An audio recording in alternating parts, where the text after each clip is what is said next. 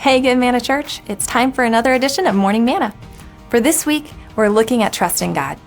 Our main verse is from Proverbs chapter 3, verses 5 and 6. Trust in the Lord with all your heart and do not lean on your own understanding.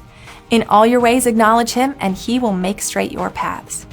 I told you all yesterday that starting today, we were going to begin to apply that idea of trust through a series of couplets, something to put down and something to pick up. Today, I want to talk about outcome versus outlook. When we're walking out trusting in God, we shouldn't trust in the outcome we desire. I'm going to get this job. I'm going to be healed. We're going to have enough money to pay these bills. I'm trusting that these things will happen. It's so tempting. A lot of times my focus is on what I want or what I fear.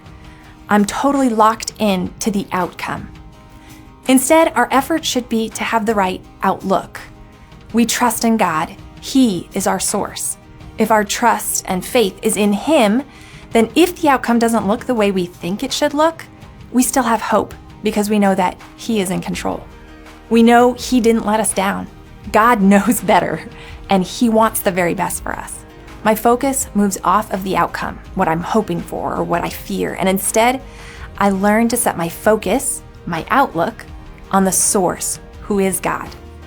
Think with me for a moment about Psalm 23. Verse 4 says, "Even though I walk through the valley of the shadow of death." I want you to notice the power of those words. Trusting in God doesn't mean that our circumstance is any different. Walking through the valley of the shadow of death still means it looks in the natural like you won't make it. Trusting in God does mean that your outlook on your circumstance has completely transformed.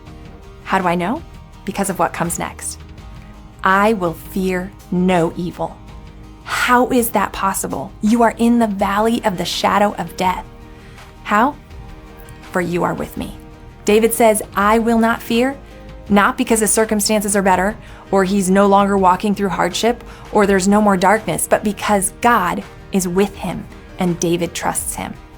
When God is with you, everything changes. Let's be the people who let go of holding on to the outcome.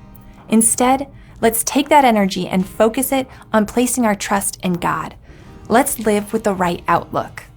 Thanks for taking the time to hang out with me today, Manna Church. I will see you tomorrow for another application of Trusting God.